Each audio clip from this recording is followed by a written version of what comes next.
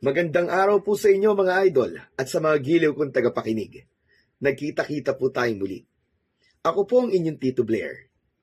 Sa araw po na ito, pakinggan po natin ang kwento ni Leon. Isang dating kriminal na kilala bilang si Leon Verdugo na piniling magbagong buhay at iwanan ang madilim at madugo niyang nakaraan bilang isang hitman. Ngunit isang araw, ay may matatanggap siyang tawag mula sa hindi kilalang numero. Isang misyon ang ibibigay sa kanya ng isang desperadong ama na iligtas ang anak nito mula sa isang grupo ng mga aswang na pinamumunuan ni Domingo. Nagkaroon man si Leon ng pagdadalawang isip, ngunit sa huli ay tinanggap pa rin niya ang trabaho na yon. Ngunit ang hindi niya alam, yun ang magiging pinakamahirap niyang misyon sa lahat. Magtagumpay kaya si Leon na iligtas ang batang si Rafael mula sa mga aswang na dumukot dito? Magagawa ba niyang protektahan si Rafael hanggang sa maibalik niya ang bata sa ama nito? Ano ang mangyayari sa kanila ni Rafael habang sinusubukan niyang iligtas ang bata? At ano ang lihim na siyang magpapagulantang sa kanya habang tinatapos ang misyon na yon? Sama-sama po natin pakinggan mga idol ang umaatikabong kwentong ito na puno ng pag-asa at pakikipaglaban. Ngunit bago po ang lahat mga idol, huwag naman po nating kalimutan mag-subscribe at i-hit ang notification bell sa aking YouTube channel na The Voice Addict para sa mas marami pang makapigil hiningang kwentong aswang at katatakutan mula sa mundo ng kababalaghan. Umpisahan na po natin ang kwento. Napahinto ang 36 na taon na si Leon sa pagpili ng repolyo nang marinig niya ang paghingi ng saklolo ng isang matandang babae. Luminga siya sa paligid ng palengke at nakita niya ang isang lalaki na tumatakbo. Tangan ang isang parehabang wallet. Babaliwalain niya sana ito. Ngunit napansin niya na walang nagtangka ni isa na pigilan ang magnanakaw. Napabuntong hininga si Leon at nang dumaan ang lalaki sa harapan niya, ay dinakma niya yon sa batok at hinila pabalik. Malakas na bumagsak ang lalaki sa maruming semento. At nang kukunin niya rito ang pitaka, ay sinipa siya nito sa binti. Pero tila wala lang yun kay Leon dahil hindi man lang siya natinag. Ay nako, kung ako sa'yo, ibibigay ko na yung pitaka na ninakaw mo. Sige na, ayoko manakit ngayon kasi kagagaling ko lang sa simbahan. Naging matigas ang magnanakaw at nang babangon na ito para tumakas, ay agad itong binigwasan ni Leon ng malakas na suntok sa muka. Muling bumagsak ang magnanakaw at nawalan yon ng malay. Agad na nagpalakpakan ang mga tao sa paligid. Yan kasi, nagmamatapang ka pa. Lumapit ang matandang babae kay Leon. Kinuha niya ang wallet sa magnanakaw at ibinalik yun sa matandang babae na kulang na lang ay halikan si Leon sa labis na pasasalamat. Nanginginig habang iniaabot nito ang kamay upang kunin ang wallet. You're welcome po, Lola. Pero, alam niyo po kasi, wala na pong libre sa panahon ngayon eh. Kahit hero po, may bayad na ngayon. Baka naman, meron kayong pabuya dyan para sa akin. Nagulat ang matanda, ngunit agad na dumukot ng 300 piso mula sa wallet nito at ibinigay yon kay Leon. Kinuha ni Leon ang pera at tinapik ang balikat ng matanda. Okay. Ayos na to, Lola. Basta next time po Ingat-ingat din. Marami talagang magnanakaw sa lugar na ito. Ngumiti siya ng bahagya at naglakad na palayo. Nang medyo malayo na siya, ay narinig niya ang pagsigaw ng matandang babae na sana ay pinanakaw na lang nito ang wallet nito dahil yung 300 piso pala na ibinigay nito kay Leon ang laman lamang ng wallet ng matanda. Nakatira si Leon sa tahimik na baryo ng San Rafael sa Leyte. Napakalayo na ng buhay niya roon sa buhay niya nung nasa Maynila pa siya. 2 taon na siyang naninirahan sa San Rafael at bago siya napunta roon ay kilala siya sa bansag na Leon Verdugo. Dahil isang bayarang mamamatay tao si Leon. Ngunit ang pinapatay lang niya ay ang mga kriminal na nagawang takasan ang batas na nais mamatay ng mga naargabyado ng mga ito. Noon ay kaya niyang gawin ang kahit na anong maruming trabaho basta't may kapalit na pera. Ngunit dumating ang araw na nakaramdam na siya ng konsensya at pinili niyang magbagong buhay. Tuluyan niya ng tinalikuran ang pagiging si Leon Verdugo at namuhay siya sa Leyte ng simple, tahimik at malayo sa mga taong may alam ng nakaraan niya. Lahat ng trabaho ay pinasok niya upang mabuhay, pero ang mga trabaho na pinapasukan niya ay puro legal at marangal na. Pagdating ni Leon sa bahay, ay binuksan niya ang pinto na gawa sa manipis na plywood. Bagamat maliit at simple ang bahay, ay maaliwalas naman yun at maayos. Naabutan niya ang kaibigan niyang si Bitoy na nakaupo sa lumang sofa habang nanonood ng balita sa isang lumang telebisyon. Si Bitoy ang kasama niya sa bahay at si Bitoy ang may-ari ng bahay na tinutuluyan niya. Nangungupahan siya doon, pero dahil sa naging malapit na sila, ay tuluyan na siyang pinatira roon ni Bitoy. Alam din ni Bitoy ang nakaraan niya, pero tinanggap pa rin siya nito. Uy, Leon! Nandiyan ka na pala, tol. Anong nabili mo sa palengke? Puro gulay lang. Mahal masyado ang karnet isda ngayon eh. Sus, okay na yan. Kesa naman wala tayong makain. Sa bagay, healthy naman ang gulay, di ba? Oo nga pala, may sasabihin ako sa'yo. Ipapaayos kasi ni kapitan ng bahay niya. Kinuha ko na isa sa mga karpintero. Mangyaring naghahanap pa ng isa. O ano, baka gusto mong ikaw na ang irekomenda ko. Sige ba, sama ako. Ayos rin yun. May mapagkakakitaan kahit papano. Total, wala rin naman akong ginagawa dito eh. Saka, 3 araw na rin akong walang trabaho eh. Okay, so alright. O paano, bukas to magsisimula. Magdala ka rin pala ng sarili mong martilyo at lagare, ha? Walang problema, tol. Ngumiti si Bitoy at kinuha nito ang bayong kay Leon. Dinala nito yon sa kusina para hugasan. Umupo si Leon sa sofa at itinutok ang mga mata sa palabas sa telebisyon. Maya-maya pa ay nagsalita si Bitoy mula sa kusina. Alam mo, tol Leon, buti na lang talaga. Nagbagong buhay ka na eh. Dahil kung hindi ka mapupunta rito sa San Rafael. Di sana, hanggang ngayon mag-isa pa rin ako dito sa bahay ko. Wala eh. Nakatadhana talaga na maging magkaibigan tayo, tol. Pero, salamat talaga sa'yo, Bitoy ah. Kahit siguro magpasalamat ako sa'yo habang buhay hindi ko babayaran ng mga naitulong mo sa akin. Uy, ano ka ba? Tumigil ka nga. Ito ka, drama king. Tama na nga. At baka magkaiyakan pa tayo dito eh. Igigisa ko na lang pala itong mga gulay na binili mo. O sige. Ikaw kasi nag-umpis eh. O sige na. Ikaw na ang bahala magluto ngayon ah. Pero, wag mo naman tagalan ng pagluluto sa gulay. Ang gusto ko sana yung half cook lang. Oo na. Ako nang bahala rito, tol.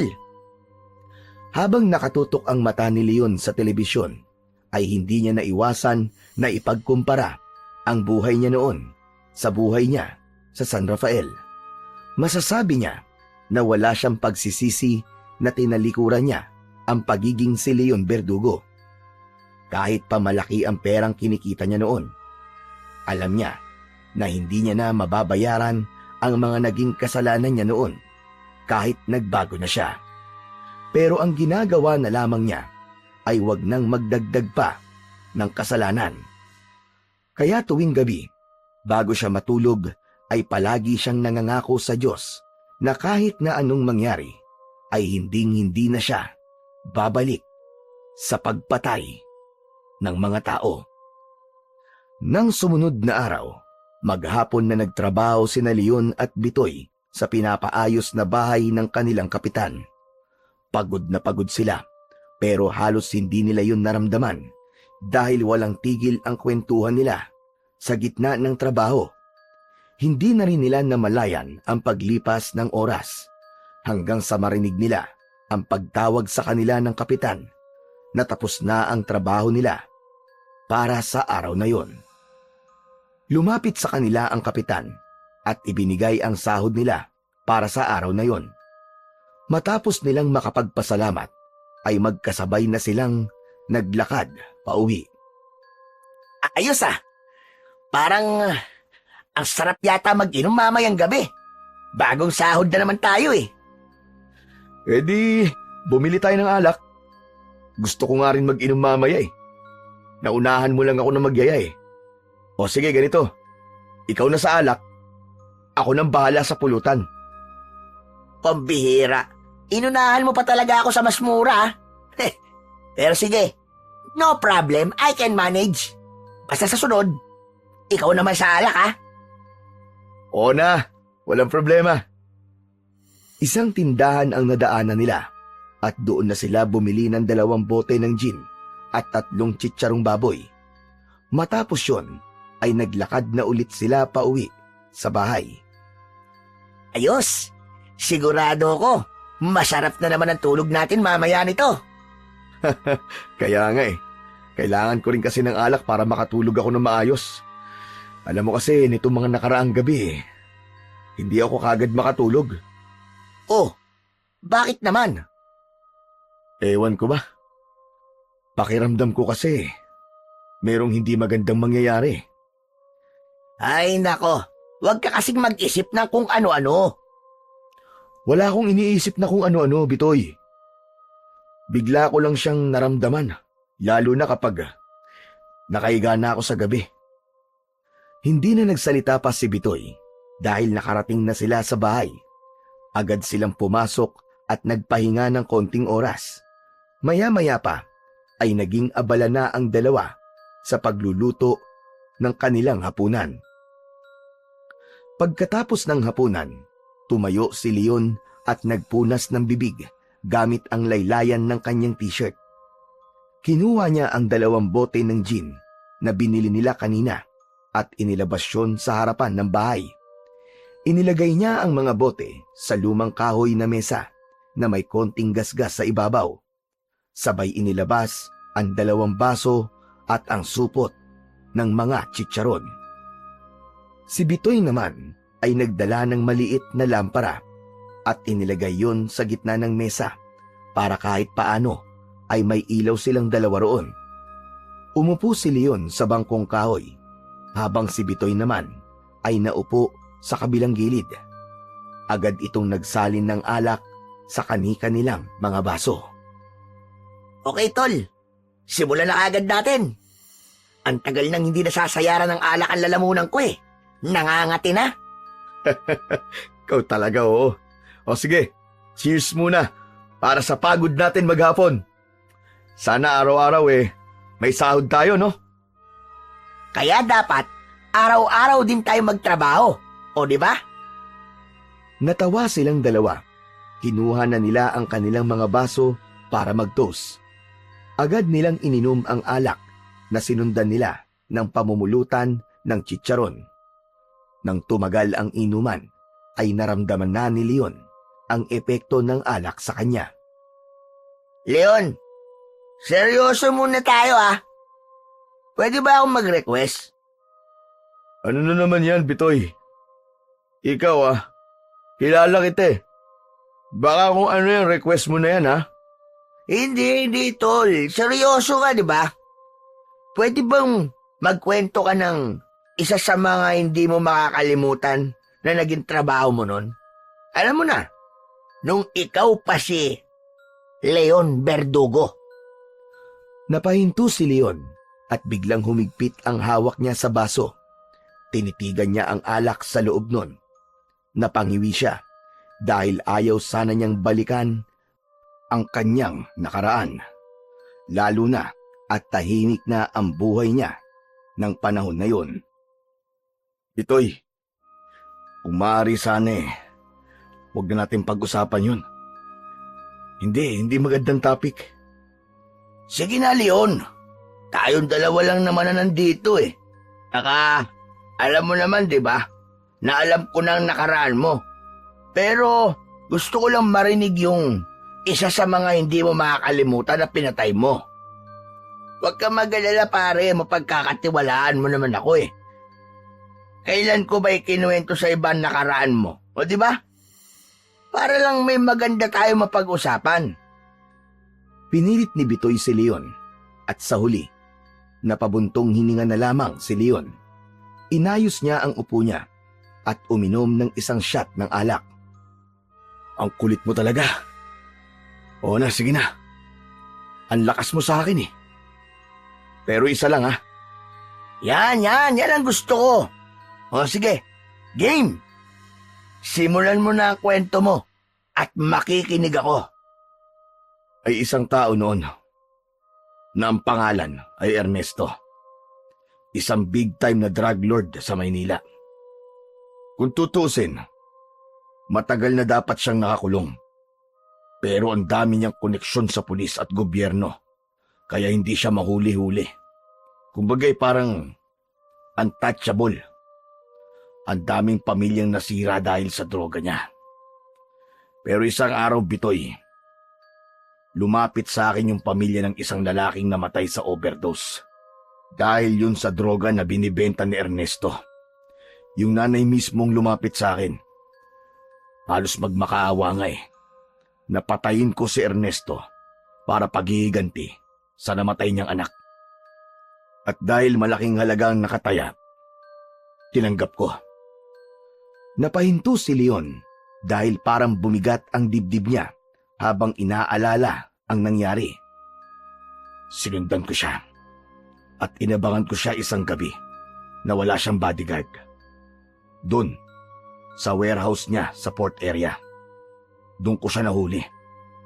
Hawak niya pa ang pera habang binibilang yung kinita niya sa kalokohan niya.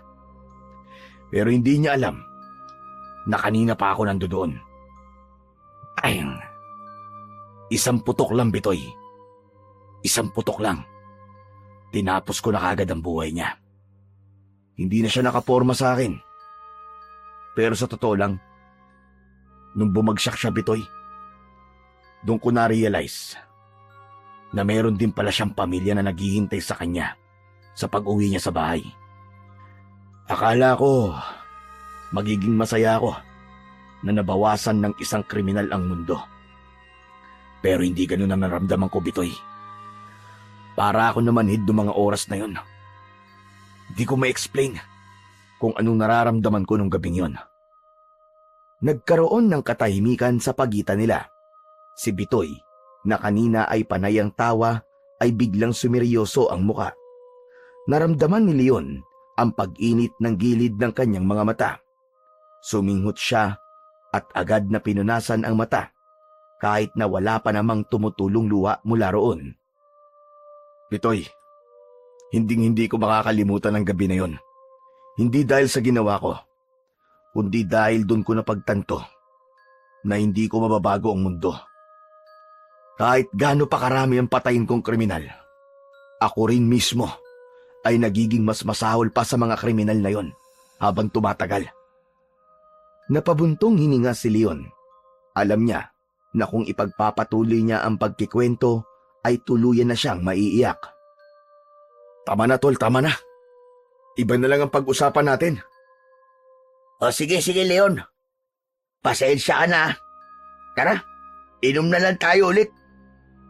Tahimik na uminom si Leon. Nagsimula ng magkwento si Bitoy ng nakakatawa nitong experience. Pero kahit tumatawa si Leon, ay nasa loob pa rin niya ang bigat ng konsensya na matagal niya nang nais mawala. Makalipas ang ilang oras, ay bigla nang sumubsob si Bitoy sa lamesa. Lasing na ito.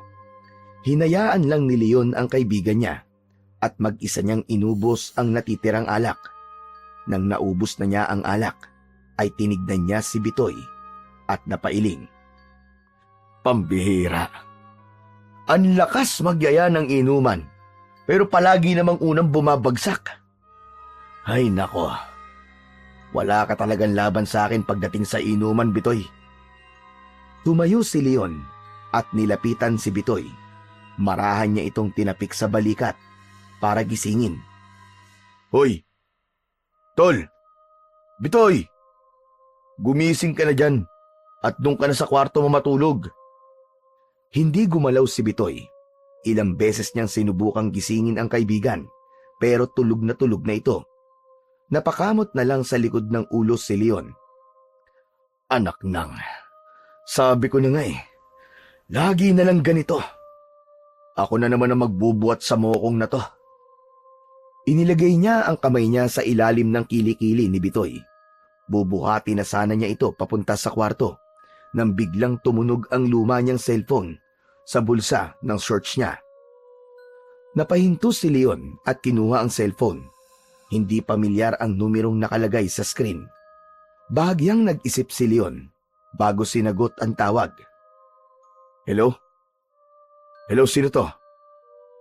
Mula sa kabilang linya ay narinig niya ang mababang boses ng isang lalaki. Kumusta ka na, Leon Verdugo? Hindi ko alam kung sino ka, pero nagkamali ka ng tinawagan. Hindi ako si Leon Verdugo. Hindi ako nagkakamali, Leon. Sigurado akong ikaw si Leon Verdugo. Magpapakilala ako sa'yo. Ako nga pala si Miguel. Halos mabitiwan ni Leon ang cellphone.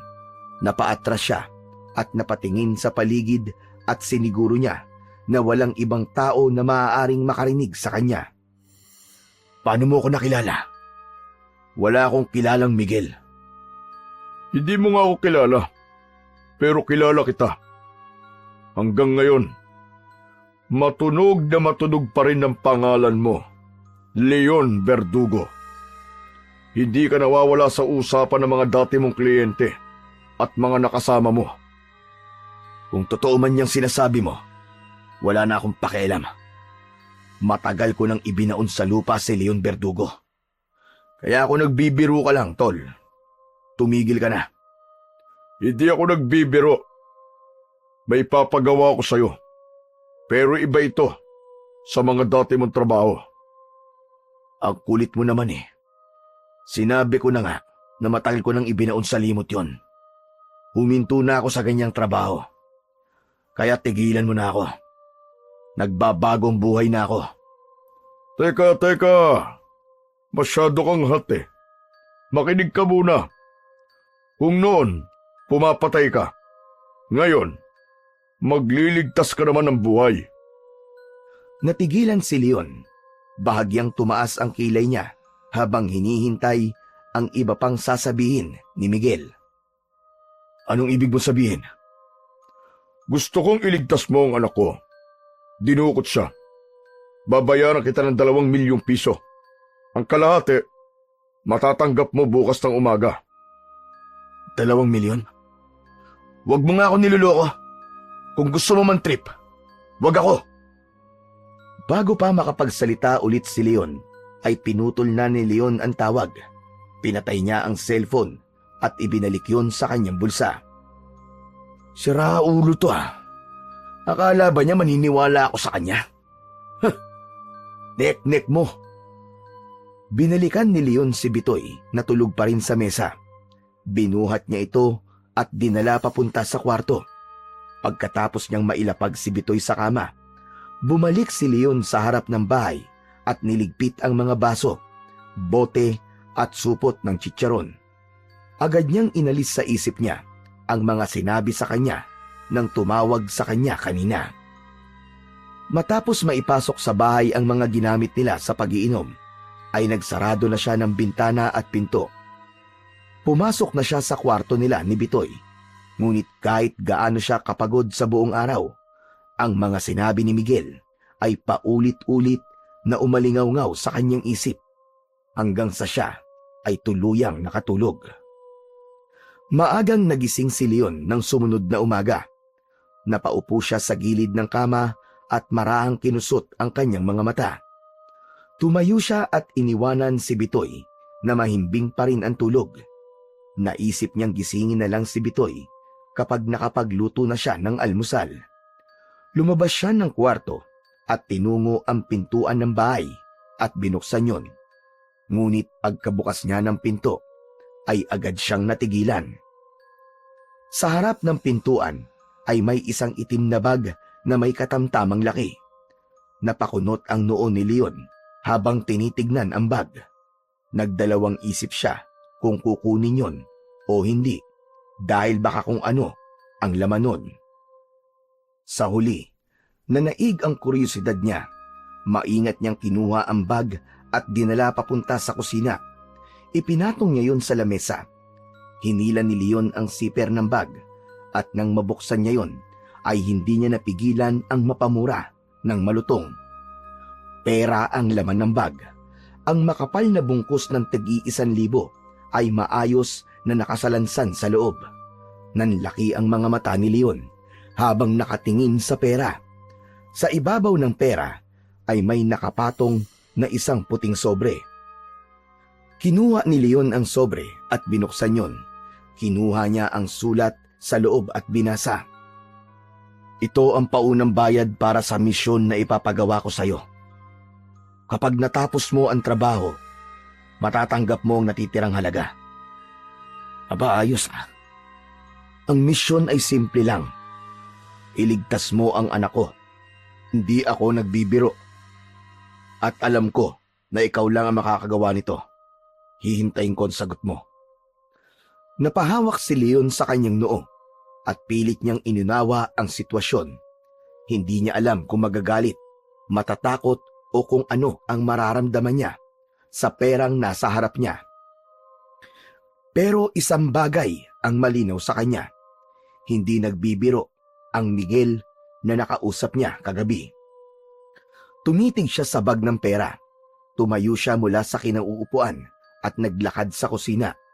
Napailing siya at itinapon ang sulat sa mesa. Huminga siya ng malalim at bumalik sa mesa. Napansin niyang nanginginig ang kamay niya habang sinasara ang bag na may lamang salapi. Habang nakatingin si Leon sa bag, ay alam niyang wala na siyang kawala. Sinubukan niyang tumakas sa buhay niya bilang si Leon Verdugo, pero tila bumalik ang mga multo ng kanyang nakaraan para hilahin siyang muli sa mundo ng karahasan. Ngunit sa pagkakataong yon ay hindi pagpatay ang hinihingi sa kanya, kundi pagliligtas sa isang bata na maaaring sa oras na yon ay nanganganib na ang buhay. Maya-maya pa ay muling binuksan ni Leon ang bag para tignan ulit ang laman.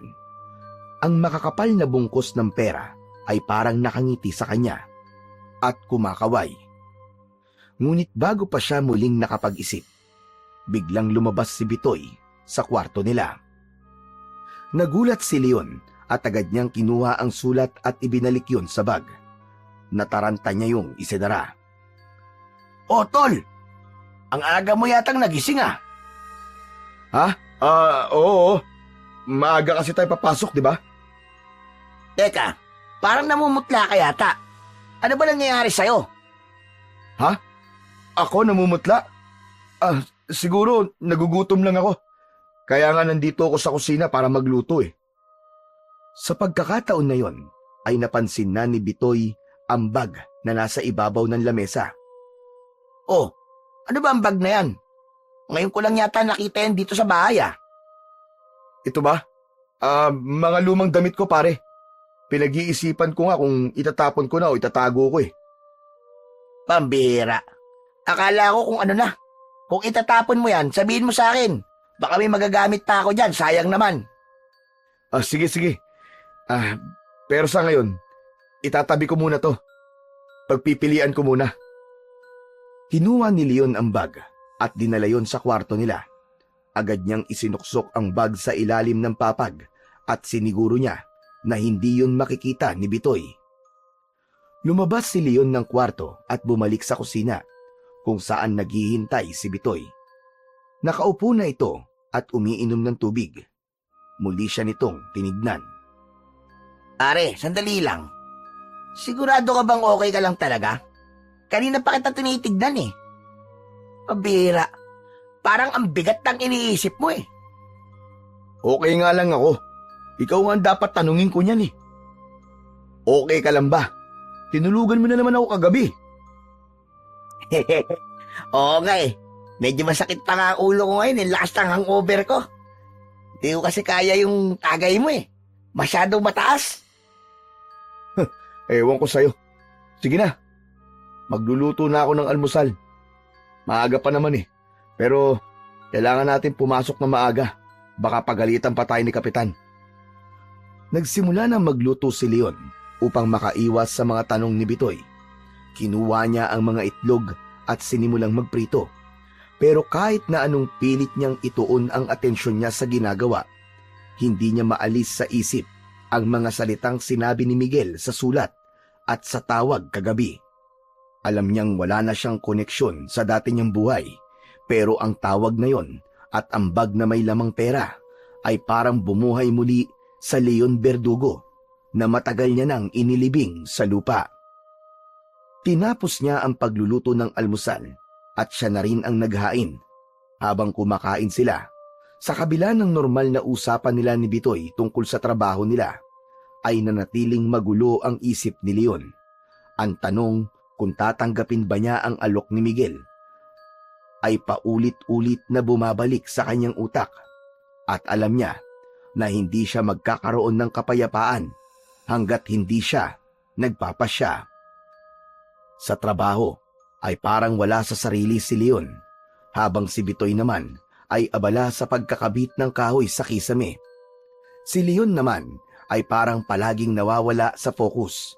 Ilang beses niyang nalalaglag ang martilyo mula sa kamay niya at minsan pa ay maling bahagi ng kahoy ang pinupukpok niya. Hoy, Leon! Ano ba nangyayari sa'yo? Kanina pa kita tinititigan ah. Aba, parang wala ka sa sarili mo ah. Ha? Wala. Okay lang ako. Ngunit habang tumatagal, mas lalo pang dumami ang mga pagkakamali ni Leon. Muntik pa niyang mabagsakan ng kahoy si Bitoy habang inaayos ang kisame. Nagpatuloy sila sa trabaho, ngunit hindi pa rin maalis ang kaba sa mukha ni Leon. Nang makauwi sila ng bahay, ay tahimik siyang naupo sa lumang sofa matapos niyang buksan ang telebisyon. Pinilit niyang ituon ang atensyon doon, ngunit halatang halata na hindi niya naiintindihan ang kanyang pinapanood.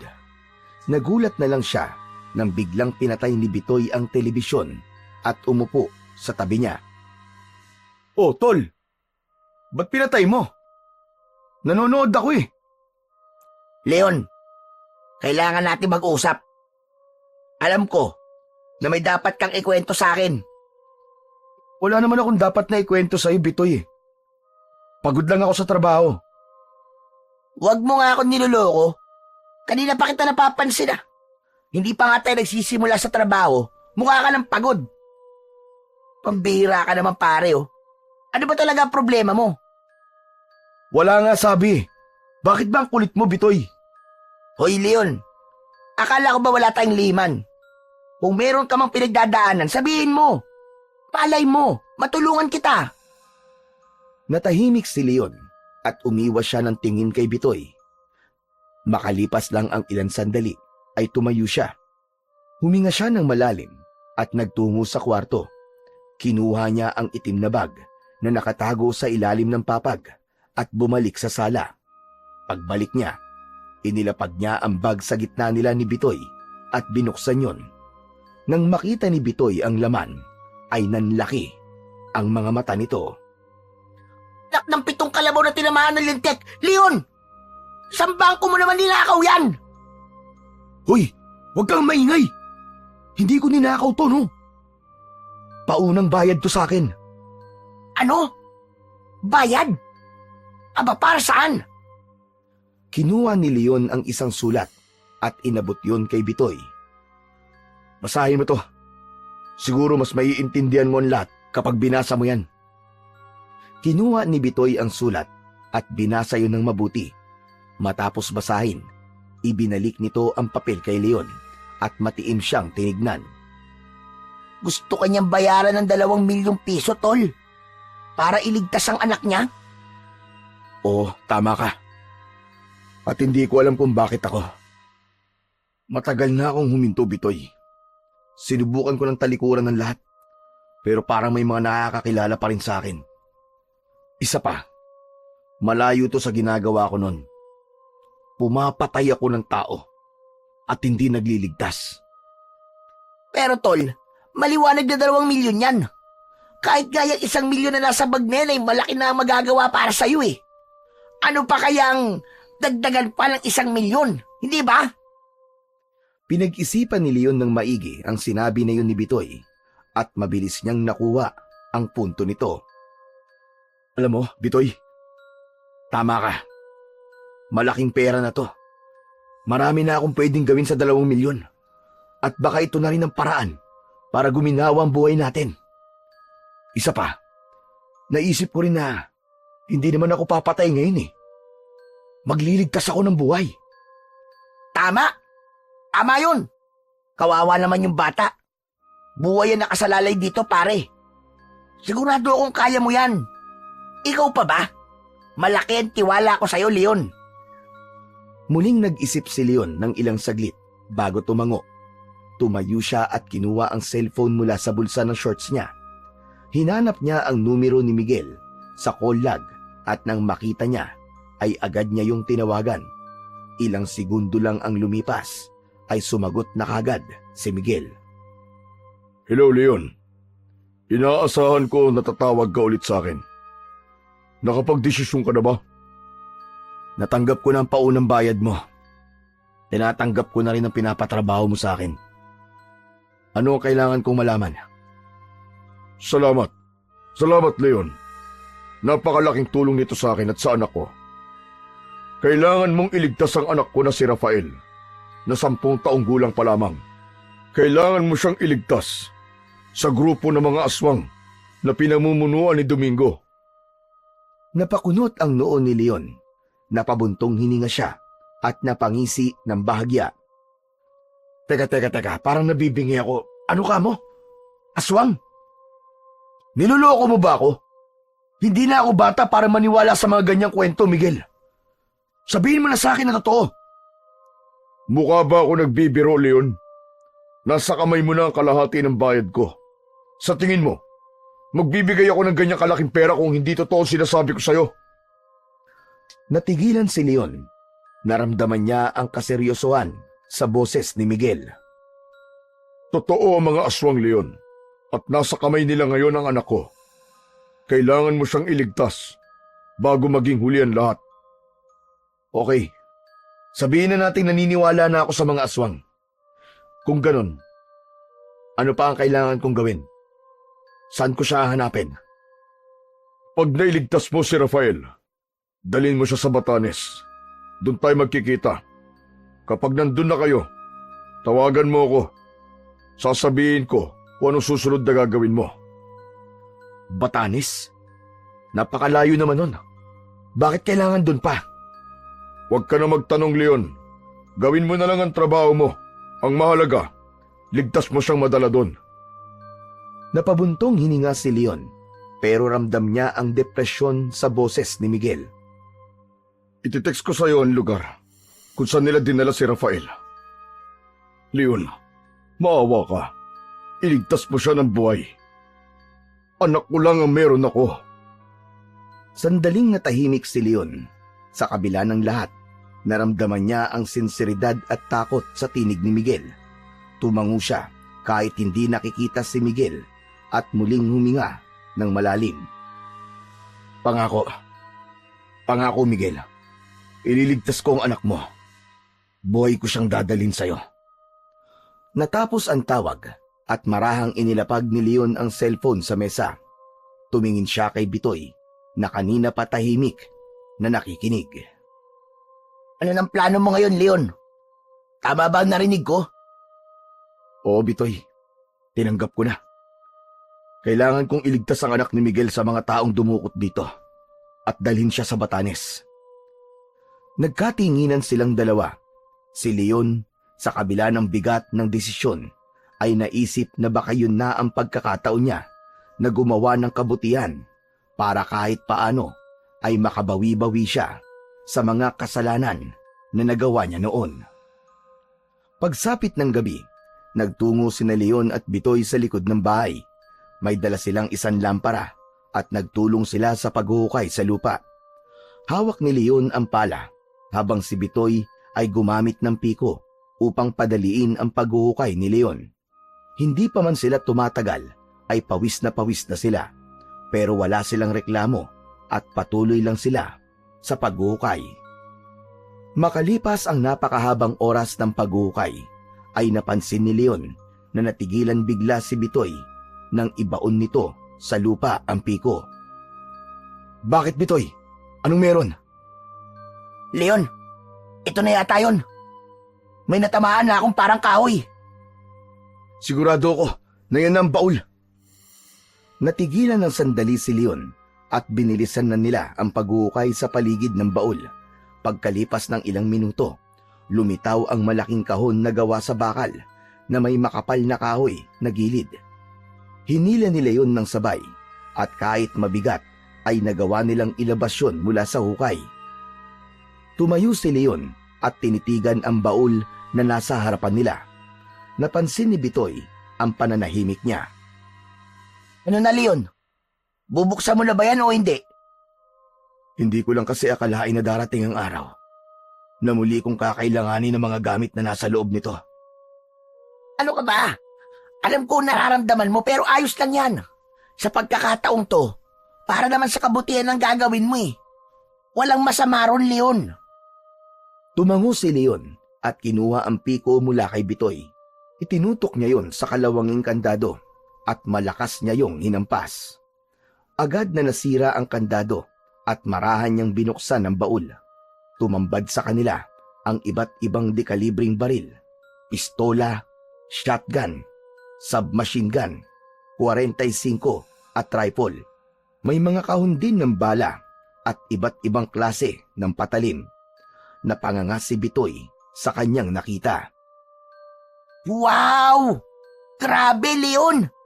Hindi ko akalain na ganyan ang mga ginagamit mo nun. Sobrang dami. Hindi ko alam na ganito kadami ang armas mo. Aba, kung iisipin para kang si Rambo ah. Anak nang, kung alam ko lang na ganito ang mga ginagamit mo, baka natakot na ako sa'yo noon pa.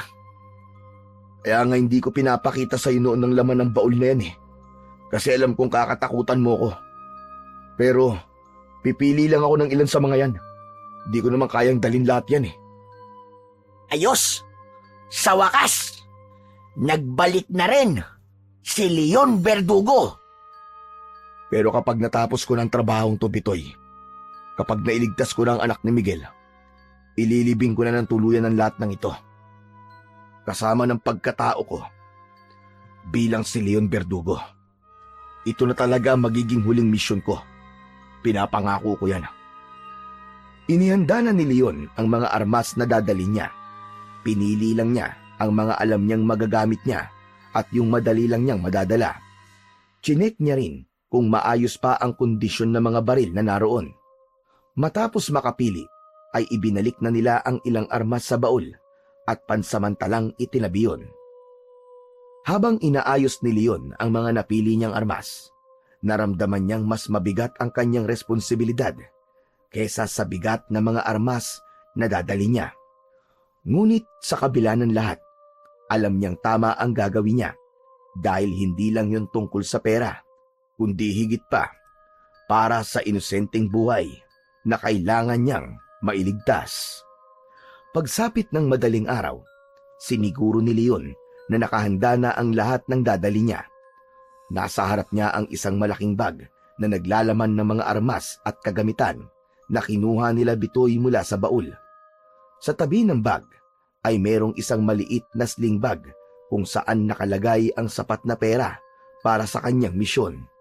Sa lamesa naman ay naroon ang natitirang pera mula sa paunang bayad ni Miguel. Ito'y natirang pera. Itago mo to. Kung sakaling may mangyari sa akin, ikaw na ang bahala dito, tol. Huy, wala namang ganyanan. Huwag kang magsalita ng ganyan, Leon. Walang mangyayari sa'yo na masama. Alam mo kung bakit? Kasi, ikaw si Leon Verdugo. Sigurado ko na buhay kang babalik dito pagkatapos ng trabaho mong yan. Salamat, Bitoy. Gusto ko lang siguraduhin na may maiiwan sa'yo kung sakali. Ikaw na muna ang bahala rito at hindi ko alam kung kailan ako makakabalik. Huwag mo akong problemahin dito, tol. Pero sigurado akong babalik ka ng buhay. Walang makakatalo sa'yo. Tandaan mo yan. Pasamanda mo ka eh. Natawa ng bahagya si Leon at napatungo at kinuha na niya ang kanyang malaking bag. Muli niyang tiningnan si Bitoy. Huminga siya ng malalim at tinapik sa balikat ang kanyang kaibigan. Nagpaalam na si Leon kay Bitoy at lumabas na ng bahay. Naghihintay na ang isang tricycle sa labas na naarkila niya nung gabi pa lang. Inilagay niya ang malaking bag sa likuran ng tricycle at sumakay na siya. Nagpahatid siya sa driver sa bus station. Habang umaandar ang tricycle, tumingin si Leon pabalik sa bahay. Napabuntong hininga siya. Alam niyang yun na ang simula ng isang mahirap at delikadong misyon. Pagdating sa bus station, agad siyang bumaba at binuhat ang kanyang bag papunta sa pila ng mga pasahero. Sumakay siya sa isang air-conditioned bus na biyaheng Maynila. Naupo siya sa may bintana at hindi nagtagal ay umandar na ang bus palayo mula sa lugar na naging tahimik niyang tirahan sa loob ng maraming taon. Makalipas ang ilang oras na biyahe, nakarating na ang bus sa isang port kung saan sumakay yun sa isang malaking cargo ship na nagsasakay ng mga sasakyan kabilang ang bus at truck. Bumaba ang mga pasahero para pansamantalang makapagpahinga habang bumabiyahe ang barko patungong Maynila. Nasa gilid ng deck si Leon at nakatingin sa malawak na dagat.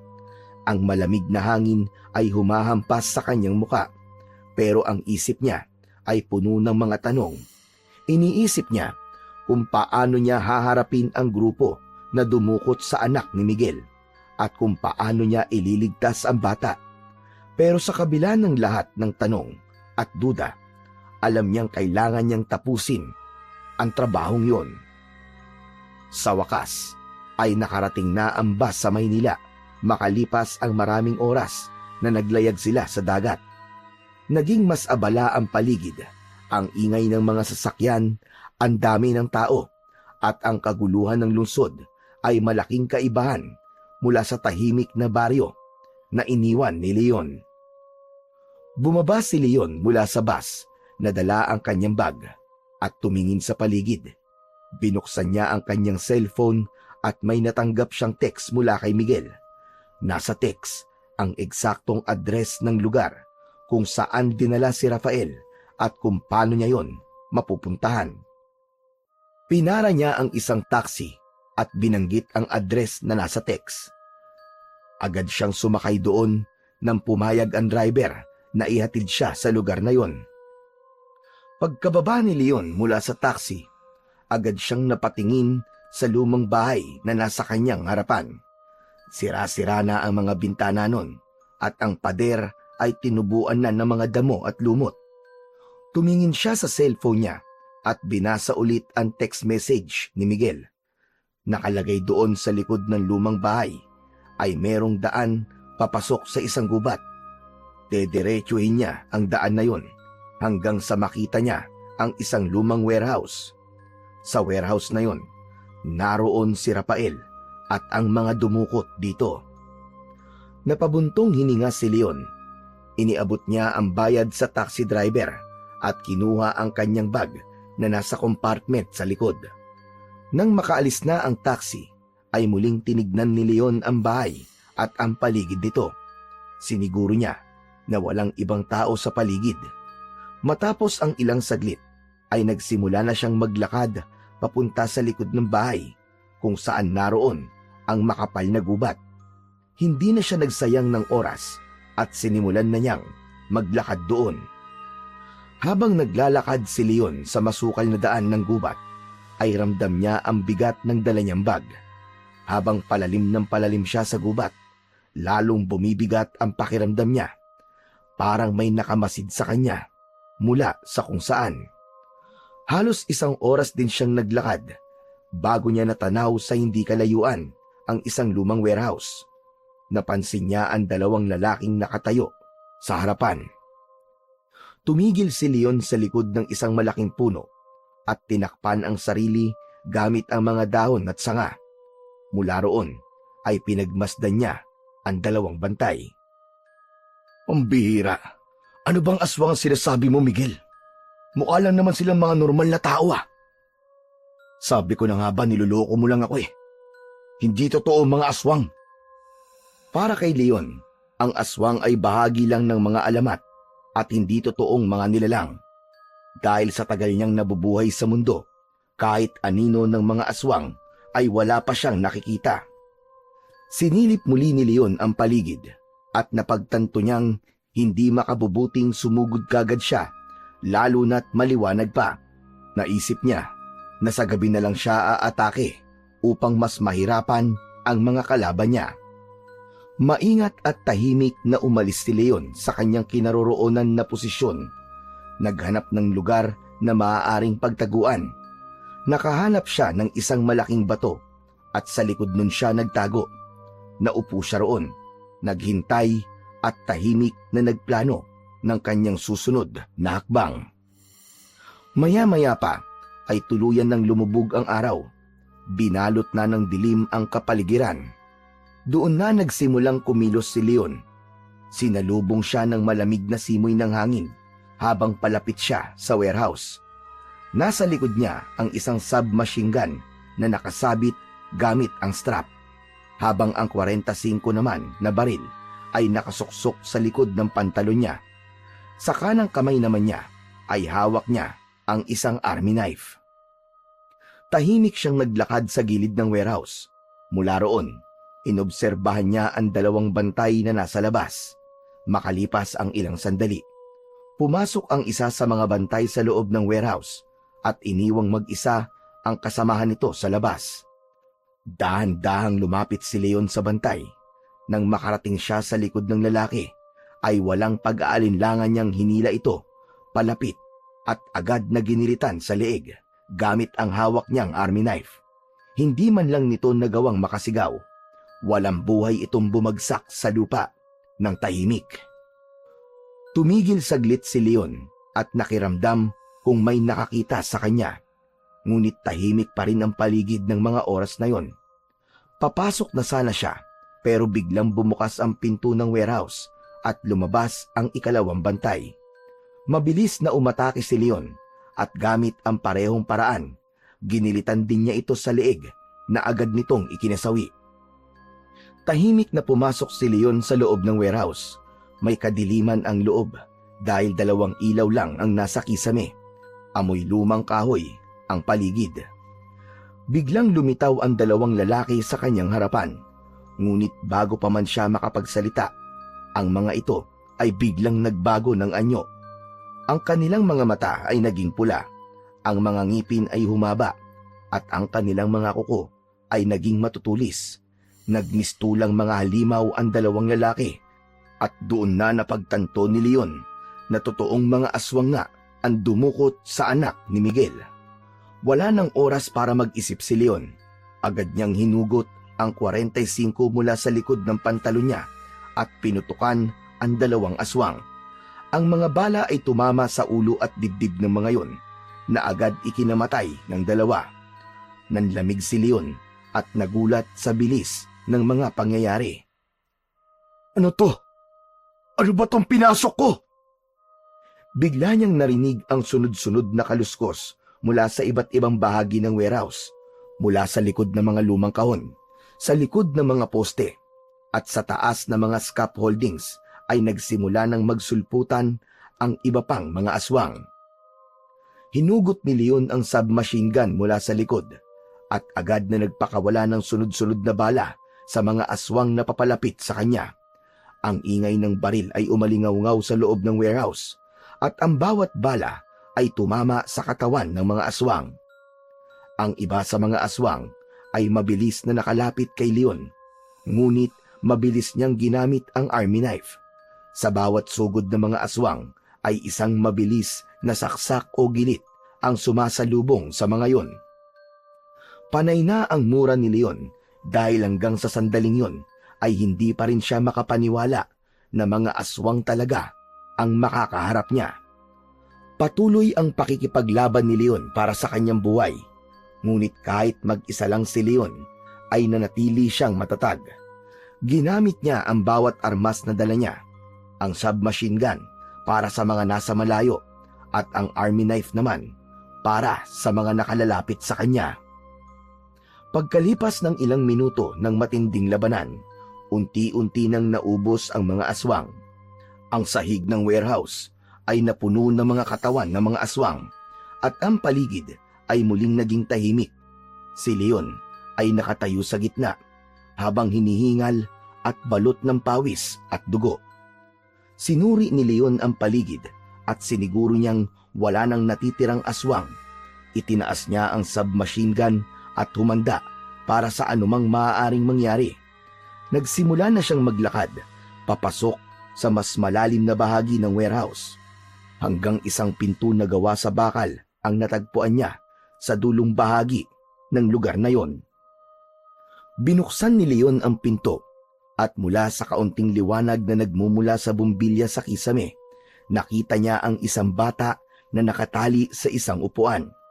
Nakapiring yun at ramdam ni Leon ang takot na bumabalot sa bata. Lumapit siya ng dahan-dahan at siniguro niyang hindi niya magugulat ang bata. Ngunit sa paglapit niya, bigla itong nagsisisigaw at halos maiyak sa takot. Parang awa niyo na! Huwag niyo akong saktan! Parang awa niyo na! Ibalik niyo ako sa papa ko! Ibalik niyo ako sa papa ko! Parang awa niyo na! Huwag ka maingay, boy. Huwag ka maingay. Huwag ka mag-alala. Ligtas ka na, Rafael. Inutusan ako ng tatay mo para iligtas ka. Hindi ako ang kaaway mo. Hindi ba? Si Miguel ang papa mo. Nang marinig ng bata ang pangalan na Miguel, ay huminto ito sa pagsigaw. Lumuhod si Leon sa harap nito at maingat niyang tinanggal ang piring nito. Huwag kang maingay, Rafael. Ako si Leon. Pinapunta ko dito ng tatay mo para iligtas ka. Huwag kang matakot. Ligtas ka na. Rafael ang pangalan mo, hindi ba? Tumango si Rafael, ngunit halata pa rin sa mukha ng bata ang takot. Maingat na tinanggal ni Leon ang tali sa kamay at paa ng bata. Tumayo si Leon, saka inalok ang kamay niya kay Rafael. Tara na, Rafael. Umalis na tayo dito. Baka may mga dumating pang mga aswang. Hinawakan ni Rafael ang kamay ni Leon at magkasabay silang naglakad palabas ng silid. Maingat na binuksan ni Leon ang pinto ng warehouse, ngunit bago pa sila tuluyang makalabas, biglang may humarang sa kanilang daraanan. Sa harapan nila ay nakatayo ang isang lalaki. Matangkad, matipuno, at may nakakatakot na presensya. Ang mga mata nito ay namumula, at kahit hindi pa nagbabago ang anyo nito, ramdam ni Leon ang kakaibang lakas na dala ng lalaki. Don Verdugo, isang karangalan na makaharap ka ng personal. Ako si Domingo. Hindi ko akalain na ikaw ang uutusan ni Miguel para kunin ang anak niya. Maaari natin pag-usapan ang presyo mo, Leon. Ibigay mo sa akin ang bata. Paano kung hindi ko ibigay sa'yo? Simple lang, Leon. Simple lang. Papatayin kita. Agad na itinutok ni Leon ang submachine gun kay Domingo. Sige, subukan mo kaming pigilan, hayop ka. At hindi ako magdadalawang isip na paulanan ka ng bala. Wala akong oras sa mga laro mo. Kung sa tingin mo ay takot ako sa mga baril mo, nagkakamali ka. Pero sigurado kung ikaw ang matatakot, kapag nalaman mo kung anong klaseng nilalang ang kinakalaban mo. Huwag mo akong tinatakot, gunggong ka. Matagal na akong takot. Huwag mo akong subukan. Huwag mong ubusin ang pasensya ko, Domingo. Kung ganun, humanda ka. Pero tandaan mo, Leon, hindi mo magagawang ibalik ang bata sa tatay niya. Hindi ka magtatagumpay. Hindi na nagsalita pa si Leon. Pinaulanan niya ng bala si Domingo. Ngunit bago pa tumama ang mga bala rito, ay nag-anyong aswang na ito at mabilis na nawala sa kanilang paningin. Luminga sa paligid si Leon habang hawak niya pa rin ang submachine gun, ngunit hindi niya na nakita pa si Domingo. Doon niya napagtanto na iba si Domingo sa mga aswang na napatay niya. Pinatunayan nito sa ilang segundong magkausap sila na ito nga ang pinuno ng grupo ng mga aswang na nakalaban niya kanina. Huminga ng malalim si Leon, saka tinapik sa balikat si Rafael. Tara na, sa tingin ko'y wala na siya. Hinawakan ni Leon ng mahigpit ang kamay ni Rafael at sinimulan na nilang tahakin ang daan palabas ng warehouse. Dumaan sila sa madilim at masukal na gubat. Habang naglalakad sila, ay tinalasan ni Leon ang pakiramdam dahil baka biglang umatake si Domingo sa kung saan. Bago tuluyang lumabas ng gubat, ay pinuntahan muna ni Leon ang malaking bato kung saan niya itinago ang kanyang bag bago pumasok sa loob ng warehouse. Mabilis na tinignan ni Leon ang paligid at siniguradong wala nang humahabol sa kanila bago lumuhod at binuksan ang bag. Ibinalik niya sa bag ang 45 at ang submachine gun, ngunit hindi niya na binitiwan pa ang kanyang army knife. Matapos maisarado ang bag, ay tumayo siya at isinukbit yun sa kanyang balikat. Nilapitan niya si Rafael na tahimik lang ngunit halatang takot pa rin. Inilalayan niya ang bata, hinawakan niya ito muli sa kamay at nagpatuloy sila sa pagtakbo hanggang sa tuluyan na silang nakalabas ng gubat. Huminto sila saglit sa gilid ng kalsada upang habulin ang kanilang paghinga. Hindi nagtagal ay mabilis na silang naglakad palayo sa lugar na yon. Habang mabilis ang lakad nila sa gilid ng kalsada, kinuha ni Leon ang cellphone mula sa bulsa at agad na tinawagan si Miguel. Ilang segundo pa lang ang lumipas ay agad nang sumagot si Miguel. Leon! Leon, ano na? Kumusta na? Ligtas na ba si Rafael? Walang Diyo. Totoo pala sinabi mo. Mga aswang nga pala talagang dumukot sa anak mo. Sinabi ko naman sa'yo, hindi ako nagbibiro. Totoo, mga aswang. Teka, ano nangyari? Si Rafael? Naitakas ko na si Rafael. Palayo na kami sa warehouse. Pero hindi pa kami ligtas. Salamat. Salamat sa Diyos. Leon, maraming salamat sa'yo. Hindi ako nagkamali na ikaw ang kinuha ko para sa trabahong to. Si Rafael ang anak ko. Pwede ko ba makausap ang anak ko? Tinignan ni Leon si Rafael na tahimik lang na naglalakad sa tabi niya. Iniabot niya ang cellphone sa bata. Rafael, gusto ka makausap ng tatay mo. Agad na kinuha ni Rafael ang cellphone. Nang narinig nito ang boses ni Miguel mula sa kabilang linya, ay nagsimulang tumulo ang luha nito. Papa, gusto ko na pong umuwi. Ayoko na po dito. Natatakot po ako. Anak, huwag ka mag-alala. Kasama mo si Kuya Leon. Siya ang magdadala sa iyo pauwi sa atin. Magtiwala ka lang sa kanya, anak. Malapit ka na makauwi. Patuloy lang sa pag-iyak si Rafael. Ilang saglit pa, tahimik na inabot ni Rafael ang cellphone pabalik kay Leon. Kinuha ni Leon ang cellphone at muling nakipag-usap kay Miguel. Leon, napatay mo ba si Domingo? Hindi ko siya napatay. Napakabilis niya, Miguel.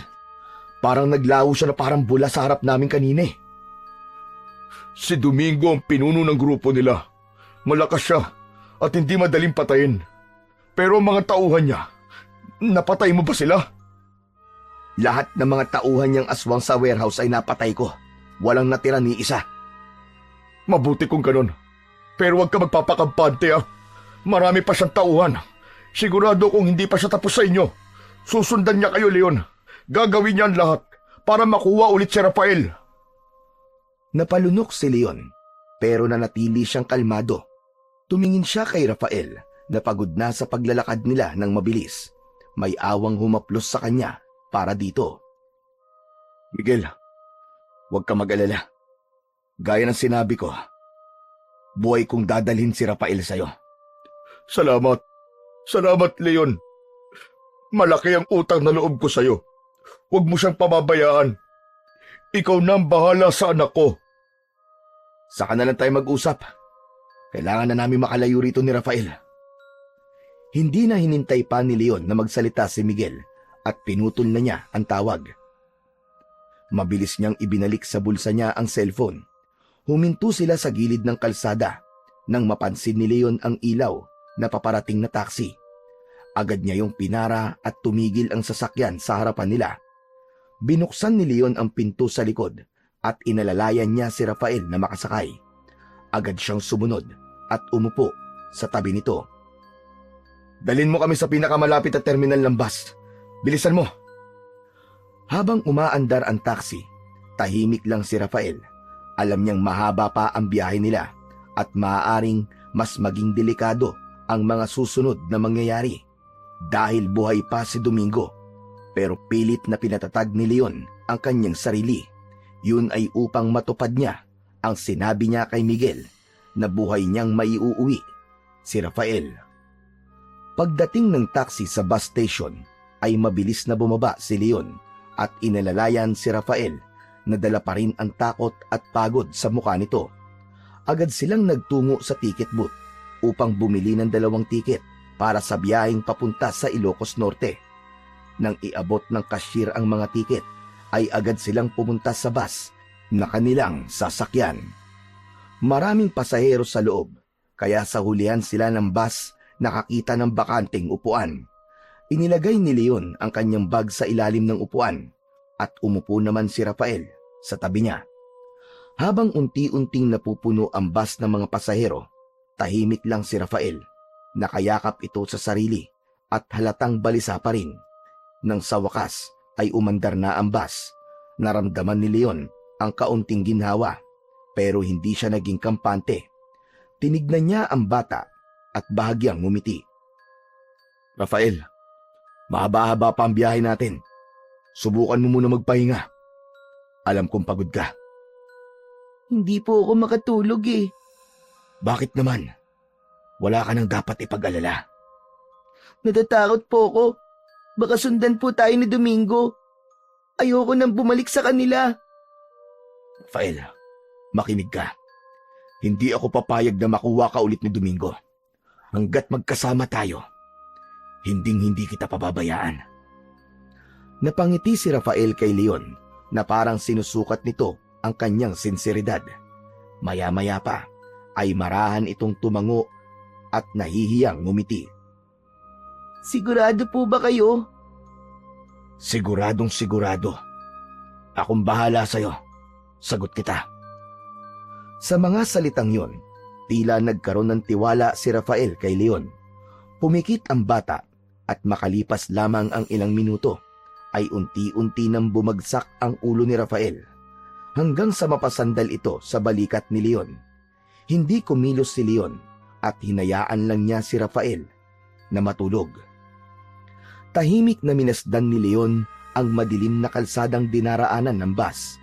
Sa isip niya, alam niyang mahaba pa ang kanilang biyahe at maaaring hindi pa tapos ang panganib. Pero nang sandaling yon, tanging kaligtasan ni Rafael ang nasa isip niya. Makalipas ang halos 6 na oras na biyahe, ay unti-unting bumagal ang bus na sinasakyan ni Leon at Rafael. Napatingin si Leon sa labas kung saan mataas na ang araw at nagtaka siya kung bakit biglang huminto ang bus sa gilid ng kalsada. Tumayo ang driver mula sa kanyang upuan at humarap sa mga pasahero. Humingi ng pasensya ang driver. Anito ay may problema ang makina ng bus. Pinababa muna nito ang mga pasahero. Anak nang, kung mamalasin nga naman oo. Tara Rafael, bumaba muna tayo. Bumaba silang dalawa ng bus. Dala ni Leon ang kanyang bag dahil hindi pwedeng mahiwalay yun sa kanya.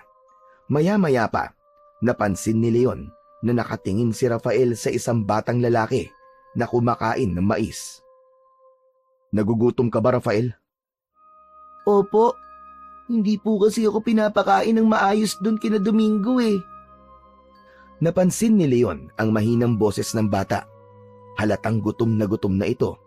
Kaya tumingin si Leon sa paligid. May nakita siyang fast food na hindi kalayuan mula sa lugar kung saan nakahinto ang bus nila. Inaya niya roon si Rafael na agad namang sumama sa kanya. Pagpasok nila sa fast food restaurant ay maraming tao ang naroon. Mabuti na lang ay may nahanap silang bakanting mesa sa gilid. Rafael, dito ka lang ha. Huwag kang aalis. Bibili lang ako ng pagkain natin. Ano bang gusto mo? Chicken po, saka kanin tsaka spaghetti. O sige, ako nang bahala. Hintayin mo ko rito ha. Pumila si Leon at umorder ng pagkain para sa kanilang dalawa. Pagbalik niya sa mesa, agad na sinunggaban ni Rafael ang pagkain na parang matagal nang hindi ito nakakakain. Pambihira. Dahan-dahan lang Rafael. Baka mabulunan ka niyan. Ang tagal na po kasi, simula nang huli po ako nakakain eh. Pasensya na po. Ay, grabe. Grabe pala talaga ang ginawa sa'yo na Domingo, no? Mabuti na lang talaga at wala ka na ron. Baka kapag tumagal ka pa ron, baka papatayin ka na rin nila. Hindi po nila gagawin yun. Ang balak po kasi nila sa akin ay pahirapan ako at habang buhay na ilayo sa papa ko. Natigilan si Leon sa sinabi ng bata. Mas naramdaman niya ang bigat ng pinagdadaanan nito habang nasa kamay ng mga aswang. Habang tinitignan niya si Rafael na gutom habang kumakain, naramdaman niyang mas lalong lumalim ang responsibilidad na kailangan niyang gampanan. Nais pa sana niyang magtanong kay Rafael kung bakit ito dinukot ni na Domingo, pero naisip niya ang manahimik at kumain na lamang. Naunang matapos kumain si Leon at hinintay na lang niya si Rafael. Nang matapos na ito, ay nagpahinga lang sila saglit at lumabas na sila sa restaurant upang tignan kung okay na ang bus na kanilang sasakyan. Ngunit pagbalik nila sa lugar kung saan naroon ang bus, ay natigilan si Leon. Wala na roon ang bus at kahit ang ibang pasahero ay wala na rin. Napakamot si Leon sa ulo habang nagtataka. Anak nang, kung mamalasin ka nga naman talaga. Mukhang naayos na yung bus habang kumakain tayo at naiwanan tayo, Rafael. Hala, ano na pong gagawin natin, Kuya Leon? Napatingin si Leon kay Rafael at ngumiti ng bahagya upang ipakita niya sa bata na wala itong dapat na ipag-alala. Okay lang yan. May magandang dahilan siguro kung bakit tayo naiwan ng bus. Mas mabuti pang maghanap muna tayo na mapagpapahingahan natin. Mamayang gabi na lang ulit tayo bumiyahe. Kasi mas madaling makahanap ng bus na may bakanting upuan kapag gabi na. Tumango si Rafael at nagsimula silang maglakad sa kalsada upang maghanap ng lugar kung saan sila pwedeng magpalipas ng oras. Matapos ang halos kalahating oras ng paglalakad, may nakita silang maliit na apartel.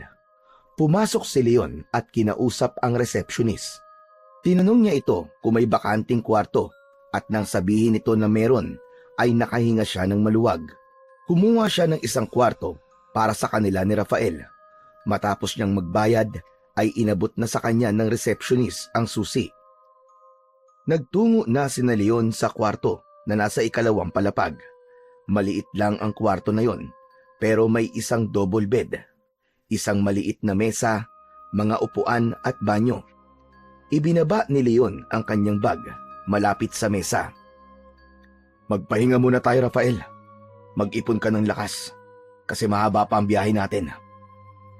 Hindi na sumagot si Rafael at agad itong nahiga, habang si Leon naman ay pumunta sa banyo upang maghilamos. Habang tinitignan niya ang kanyang sarili sa salamin, ay napabuntong hininga siya. Hindi niya inakala na magiging ganun kahirap ang trabaho niya na yon. Para sa kanya, ay yun na ang pinakamahirap na ginawa niya kumpara sa mga nagawa niya dati. Makalipas ang ilang minuto, lumabas si Leon ng banyo at naupo sa gilid ng kama. Habang natutulog si Rafael, inabot ni Leon ang kanyang cellphone at sinuri ang oras. Naisip niya na matulog na lang din muna dahil mahaba-haba pa naman ang oras bago sumapit ang gabi.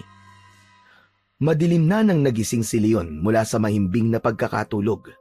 Nilingon niya si Rafael na mahimbing pa ring natutulog sa tabi niya.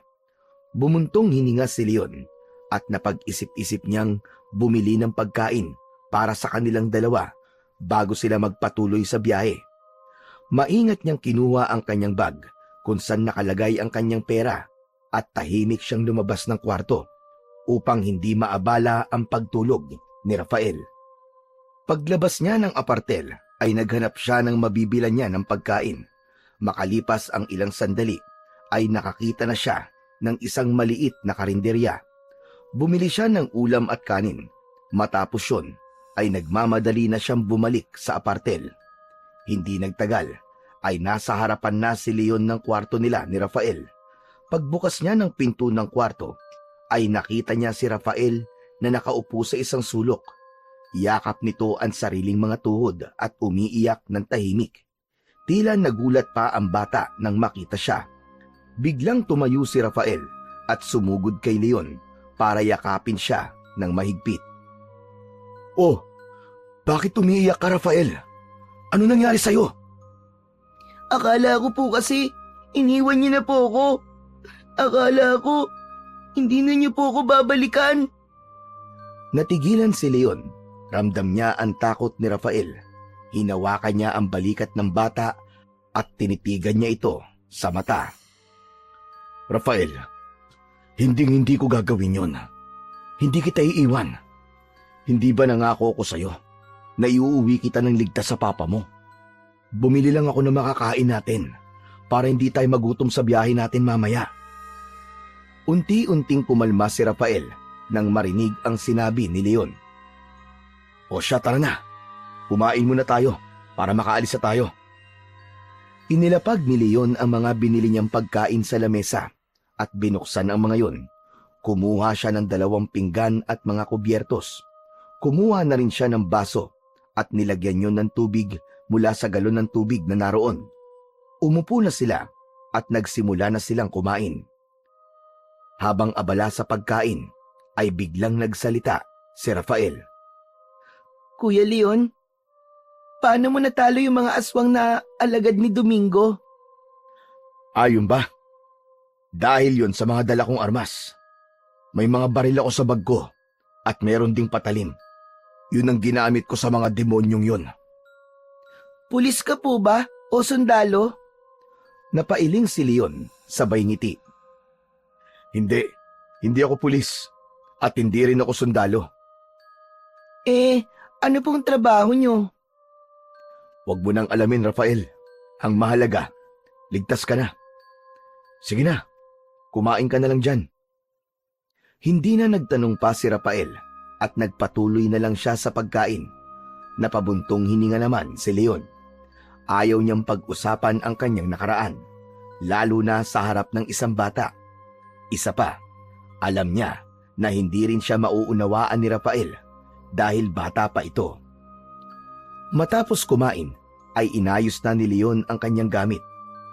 Sinigurado niya na ang kanyang mga armas sa bag ay maayos na nakatago at handang gamitin kung sakaling kailanganin. Tumingin siya kay Rafael na mukhang mas maaliwalas na ang muka kesa kanina. Lumabas silang dalawa ng apartel at naglakad papunta sa gilid ng kalsada kung saan naghintay sila ng bus. Tahimik si Rafael habang nakahawak sa kamay ni Leon. Ilang minuto lang ang lumipas ay may dumaan ng bus. Mabilis na pinara yon ni Leon at huminto ang bus sa kanilang harapan. Nang bumukas ang pinto ng bus, ay pinauna ni Leon na sumakay si Rafael bago siya sumunod. Pagkapasok nila ng bus ay agad na naghanap si Leon ng upuan at sa hulihan na naman sila naupo. Muli niyang inilagay ang bag niya sa may paanan nila. Maya-maya pa ay muling nakatulog si Rafael habang nakasandal ang ulo nito sa balikat ni Leon. Hinayaan lang ito ni Leon dahil alam niya na noon lang nakaramdam si Rafael na ligtas ito. Matapos ang halos 3 oras na biyahe, ay biglang nagsalita ang konduktor mula sa unahan ng bus.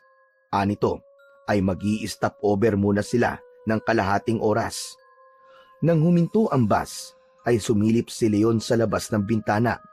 May nakita siyang isang maliit na karinderya at mga banyo sa hindi kalayuan. Rafael, gusto mo bang gumamit ng banyo? Ha? Banyo? Sige po, kuya. O tara na, bumaba muna tayo. Kailangan ko rin magbanyo eh. Tumayo silang dalawa at bumaba ng bus. Hindi na dinala ni Leon ang bag niya dahil alam niyang hindi sila magtatagal sa labas ng bus. Ang tanging dala niya ay ang kanyang army knife na nakasuksok sa gilid ng kanyang pantalon. Pagdating nila sa banyo ay meron dong 3 pinto para sa cubicle at may isang hanay ng urinals. Walang masyadong tao sa loob nun, maliban sa isang lalaking lumabas din kagad. Pumasok si Leon sa isang cubicle at isinara ang pinto, habang si Rafael naman ay tumayo sa harap ng urinal. Makalipas ang ilang minuto, narinig ni Leon ang boses ni Rafael sa labas ng cubicle na kinaroroonan niya. Kuya Leon, tapos na po ako. O sige, bumalik ka na sa bus. Hintayin mo na lang ako ron ha. Narinig ni Leon ang yabag ni Rafael palabas ng banyo. Muling naging tahimik ang paligid habang nasa loob pa rin siya ng cubicle. Ilang saglit pa, natapos na rin siya. Tumayo na siya at inayos ang sarili. Nang buksan ni Leon ang pinto ng cubicle ay natigilan siya. Sa harapan niya ay may 3 lalaking nakatayo. Lahat ay nakatingin sa kanya ng masama. May kakaibang naramdaman si Leon, pero pinili niyang maging kalmado. May problema ba tayo? Isa sa mga lalaki ang ngumisi, ngunit hindi sumagot. Nagulat na lang si Leon nang sabay-sabay na nag-anyong aswang ang 3 lalaki. Napagtanto niya na ang 3 aswang na yon ay ilan lamang sa mga tauhan ni Domingo. Palihim na hinugot ni Leon ang army knife mula sa gilid ng kanyang pantalon at itinago niya yon sa likod ng kanyang kamay. Napakaliit ng espasyo sa loob ng banyo, ngunit para kay Leon ay sapat na yon upang labanan niya ang 3 aswang. Agad siyang kumilos, hinubad niya ang kanyang damit at isinampay yon sa taas ng cubicle. Ginawa niya yon upang hindi yun malagyan ng dugo dahil alam niya na magiging madugo ang labanan na yun. Mahigpit niyang hinawakan ang army knife at matiim na tinignan ang mga aswang na unti-unti nang lumalapit sa kanya. Sa isang iglap, ang unang aswang ay sumugod. Umilag si Leon, mabilis niyang sinaksak ito sa tagiliran. Mas lalong nagalit ang aswang at tinangka siya nitong sakmalin, pero inunahan niya ito ng pagsaksak ng patalim sa bunganga nito. Malakas niya itong sinipa palabas ng cubicle. Tumama ang likod ng ulo ng aswang sa gilid ng lababo at nabasag ang bungo nito. Hindi na naghintay ang 2 pang aswang at magkasabay na umatake ang mga yon kay Leon. Hinawakan ng isang aswang ang balikat ni Leon, ngunit mabilis siyang yumuko upang makaiwas sa mga kuko ng aswang. Umikot siya patalikod dito at mabilis na tumayo. Tumama ang ulo niya sa baba ng aswang. Natumba ang aswang at nang humarap siya ay nakita niyang dumudugo ang bibig nito. Sinugod niya ito at paulit-ulit na sinaksak ng army knife sa dibdib hanggang sa bawian ito ng buhay. Matapos yun ay humarap si Leon sa natitirang aswang. Akmang aatake ito pero bigla itong natigilan. Tila nagkaroon ito ng pagdadalawang isip na lumaban pa. Matapos nitong masaksiyan ang ginawa ni Leon, sa dalawa nitong kasama. Ngunit sumugod pa rin ang aswang. Sinubukan nitong abutin si Leon gamit ang matutulis itong kuko, pero mabilis siyang naiwasan ni Leon. Yumuko siya at mabilis niyang sinaksak sa tiyan ang aswang, pero nahawakan siya ng aswang sa braso. Binuhat siya nito at itinapon sa loob ng cubicle. Mabuti na lang ay hindi masama ang pagkakabagsak niya at hindi tumama ang ulo niya sa inidoro. Nang makita ni Leon na pasugod ang aswang sa kanya, ay mabilis niyang kinuha ang takip ng tangke ng flash ng inidoro at nang makalapit ang aswang sa kanya, ay buong lakas niyang ipinalo yun sa muka ng aswang. Napaurong ang aswang, ngunit hindi pa rin yun bumagsak. Ang aswang ay muling umatake at sinubukang sakalin si Leon. Ngunit bago pa nito yun magawa, mabilis na iniangat ni Leon ang army knife at bumaon yun sa ulo ng aswang. Tumigil ang aswang at nang huguti niya ang patalim, ay bumagsak ang katawan nito sa sahig. Hingal na hingal si Leon matapos mapatay ang tatlong aswang. Agad siyang lumapit sa lababo at binuksan ng gripo. Hinilamos niya ang malamig na tubig sa kanyang muka upang ang dugo roon ay matanggal. Sinuri niya ang sarili sa salamin at sa kanya hinugasan ang kanyang mga kamay na puno ng dugo. Nang masiguro na wala na siyang bakas ng dugo sa katawan at muka, ay kinuha niya ang kanyang damit na nakasampay sa itaas ng cubicle. Isinuot niya yon at mabilis na lumabas ng banyo. Paglabas ni Leon ay nakita niyang umaandar na ang bus. Napamura siya at agad na tumakbo. Nakita niya si Rafael sa bintana na sumisigaw at umiiyak habang nakatingin sa kanya. Sinubukan ni Leon na habulin ang bus. Mabuti na lang ay napansin ng driver ang sigaw ni Rafael, kaya agad na huminto ang bus sa gilid ng kalsada. Nagmamadaling sumakay si Leon sa bus at agad siyang sinalubong ni Rafael. Tumakbo ito papunta sa kanya at mahigpit siyang niyakap. Kuya Leon, ang akala ko po magkakahiwalay na tayo eh. Tahan na Rafael. Nandito na ako. Wala kang dapat ipag-alala. Tara na sa upuan natin. Inalalayan ni Leon si Rafael pabalik sa kanilang upuan sa likod ng bus. Nang makaupo na sila, tahimik na tumitig si Leon sa labas ng bintana. Ramdam niya ang bigat ng nangyari. Alam niyang hindi matatapos ang laban niya hanggat hindi niya naiuuwi si Rafael kay Miguel. Pero nang sandaling yun, para kay Leon ay mahalaga na magpatuloy sila sa kanilang biyahe at patuloy niyang maprotektahan si Rafael. Makalipas ang ilang oras na biyahe, sa wakas ay huminto na ang bus sa terminal sa Batak, Ilocos Norte. Madilim pa rin ang paligid at kaunti na ang mga tao sa bus station. Agad silang bumaba ng bus station at nagtanong-tanong si Leon sa mga tao sa terminal kung paano sila makakarating sa Corimao, kung saan naroon ang port na kailangan nilang puntahan para makasakay ng bangka patungong Batanes. Hanggang isang tricycle driver ang nakausap ni Leon. Boss, paano po kami makakapunta sa Corimao? May masasakyan ba kami ngayon? Sir, pwede po kayo mag-jeep papunta Corimao. Mga 3 minuto lang o mas mahaba pa. Yan kung tuloy-tuloy ang biyahe. May jeep po ba dito ngayon? Medyo mahirap na maghanap ng jeep sa ganitong oras, boss. Baka kailangan nyo pa maghintay na matagal o kaya baka abutin na kayo ng umaga. Napaisip si Leon. Alam niyang wala silang oras para maghintay. Lalo na at maaaring hinahabol pa rin sila ni Domingo. Habang iniisip ang bagong option, tumingin siya sa tricycle driver. Boss, kung ganun ikaw na lang ang magatid sa amin. Iatid mo kami sa Corimao, sa may port. Napatawa ng bahagya ang driver at umiling. Nako boss, pasensya na po kayo. Pero napakalayo po nun. Hindi kaya ng tricycle ko, baka masiraan po tayo sa daan.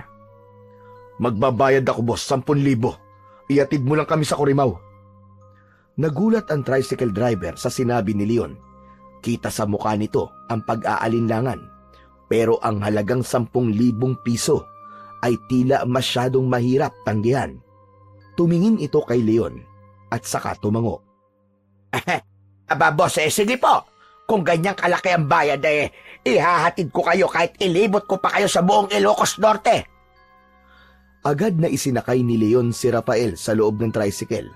Sumunod siyang umupo rito habang hawak ang bag niya. Nagsimula nang umandar ang tricycle. Si Rafael ay tahimik lang, samantalang si Leon ay palaging alerto at sinisiguro niya na walang nakasunod sa kanila. Kuya Leon, malapit na po ba tayo? Konti na lang, Rafael. Konting tiis na lang.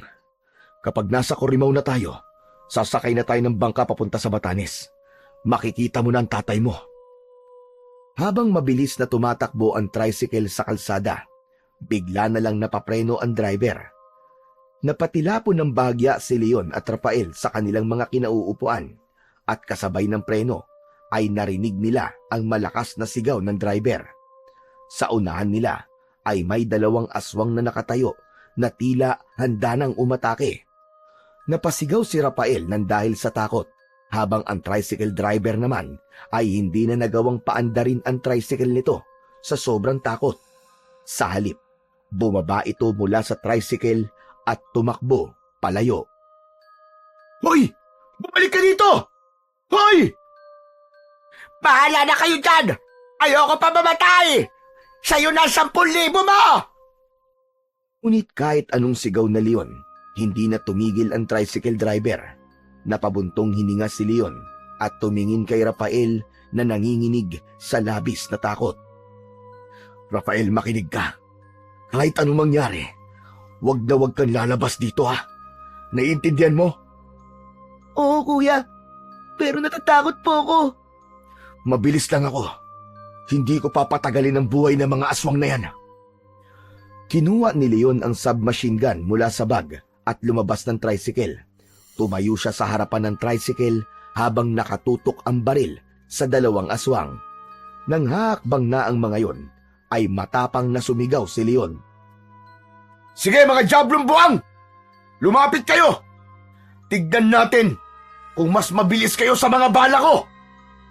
Sa isang iglap, sumugod ang mga aswang. Agad na pinaputok ni Leon ang baril at ang sunod-sunod na bala ay tumama sa dibdib ng mga aswang. Sabay-sabay na bumagsak ang mga yon sa gitna ng kalsada. Akala ni Leon ay tapos na ang lahat, ngunit narinig niya ang malalakas na kaluskos mula sa mga gilid ng kalsada. Mula sa dilim, isa-isang nagsulputan ang maraming aswang. Anak ng teteng oh! Ano to? Buong barangay na ba to ng mga aswang? Walang takot na pinaputokan ni Leon ang mga aswang. Ang sunod-sunod na putok ng submachine gun niya ay umalingaw-ngaw sa katahimikan ng gabi. Sa bawat bala, isang aswang ang bumabagsak, ngunit tila walang katapusan ang mga sumasalakay sa kanila. Ang iba ay sumugod ng malapit, kaya't napilitan si Leon na gumamit ng army knife upang saksakin ang mga ito sa leeg o kaya naman ay sa dibdib.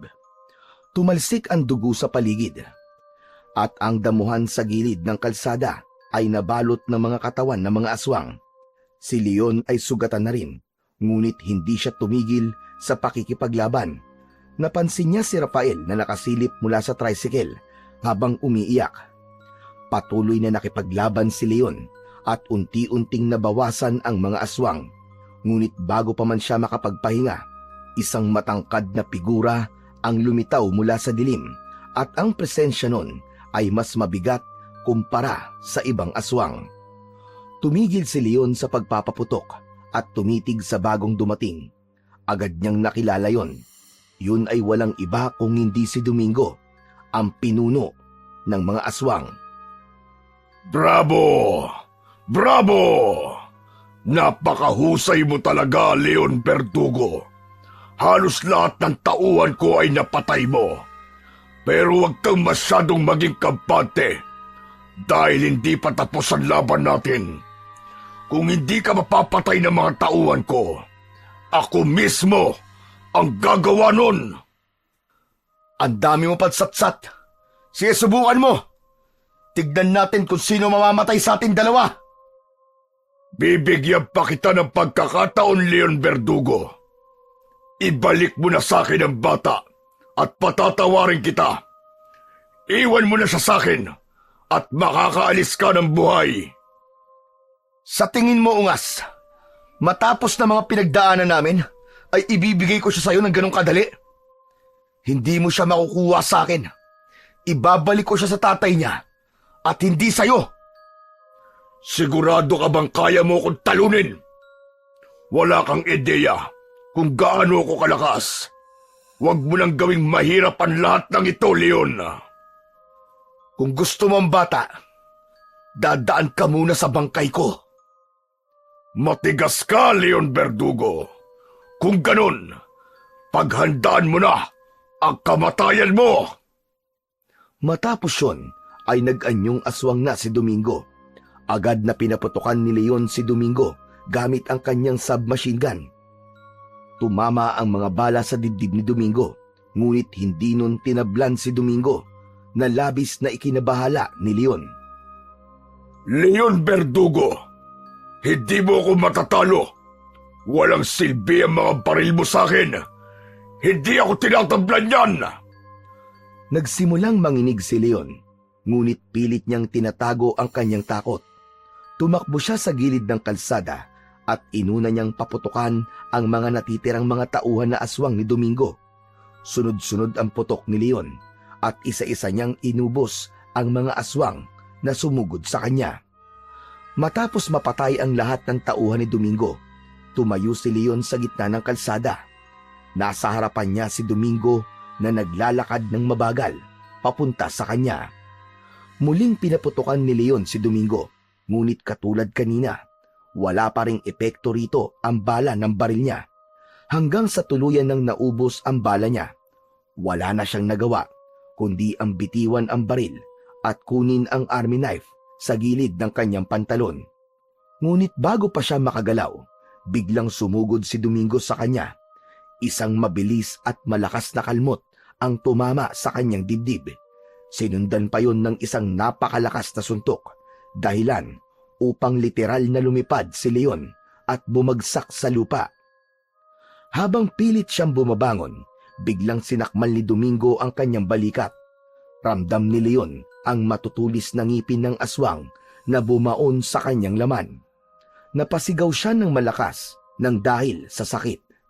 Narinig niya ang boses ni Rafael na sumisigaw mula sa loob ng tricycle. Kuya Leon! Kuya Leon! Tumakas ka na, Rafael! Tumakas ka na! Takbo! Ngunit laking gulat ni Leon nang makita niyang lumabas si Rafael mula sa tricycle. Sa ilalim ng liwanag ng buwan, biglang nagbago ng anyo ang bata. Ang kanyang mga mata ay nagkulay pula na parang nagliliyab sa galit. At ang kanyang maliit na katawan ay tila nagkaroon ng kakaibang lakas. Sa isang iglap ay naging aswang ang batang si Rafael. Sumugod ang aswang na si Rafael kay Domingo. Tumalon ito ng mataas at kinagat nito sa batok si Domingo. Napasigaw sa sakit si Domingo at binitiwan si Leon. Biglang hiniklas ni Rafael ang laman mula sa batok ni Domingo. Mabilis na sumampa si Rafael sa balikat ni Domingo at gamit ang matutulis itong kuko ay sinaksak nito ang leeg ni Domingo ng paulit-ulit hanggang sa tuluyan ng bawian ng buhay si Domingo. Nanatiling nakaupo sa kalsada si Leon. Nang may masmasan ay marahan siyang tumayo habang hawak ang dugo ang balikat. Nagsimulang maglakad si Rafael palapit sa kanya habang unti-unti itong nagiging tao. Wag ka nalapit! Huwag ka nalapit! Kuya Leon, hindi po kita sasaktan. Aswang ka rin pala. Bakit hindi mo sinabi? Saka, bakit hindi ka pa naging aswang kanina? Bakit hinayaan mo kung makipaglaban na mag-isa sa napakaraming aswang? Kuya Leon, ayaw kasi ng papa ko na nag-aanyong aswang ako hanggat maaari. Pero, nakita ko na kailangan mo ng tulong. Ayokong mamatay ka, Kuya Leon. Sa pagkakataon na yon, Napagtanto ni Leon na wala siyang dapat ikatakot kay Rafael. Kung may balak itong masama sa kanya, ay marami na itong pagkakataon para gawin yon, pero hindi siya nito sinaktan. Pasensya ka na, Rafael, ah. Nagulat lang ako na aswang ka rin pala. Pero huwag ka mag-alala, okay na ako. Malaki naman ang tiwala ko sa'yo. Pasensya na rin, Kuya Leon, ha? Tumango si Leon, saka huminga ng malalim. Pinasakay muli ni Leon si Rafael sa tricycle at sa pagkakataon na yon ay siya na mismo ang nagmaneho nun dahil tinakbuhan na sila ng tricycle driver. Sa oras na yon ay kampante na siya dahil alam niya na wala na si Domingo. Wala nang hahadlang sa kanya para madala niya ang batang si Rafael sa tatay nitong si Miguel. Pagkarating ni na Leon at Rafael sa port ng Corimao, ay kinailangan pa nilang maghintay na sumapit ang 8:00 ng gabi dahil yun ang oras ng pag-alis ng malaking bangka na sasakyan nila papunta sa Basco, Batanes. Kaya naman, nag-check-in na muna sila sa isang maliit na motel malapit sa port at bumili na rin si Leon ng bagong damit. Bago sumapit ang 8:00 ng gabi, ay bumalik na sila sa port at sumakay sa malaking bangka. Naging napakahaba ng biyahe nila sa karagatan at inabot sila ng halos 18 oras. Nang makarating na sila sa port sa Basco, ay doon na tinawagan ni Leon si Miguel upang ipaalam sa kanya na naroon na sila ni Rafael.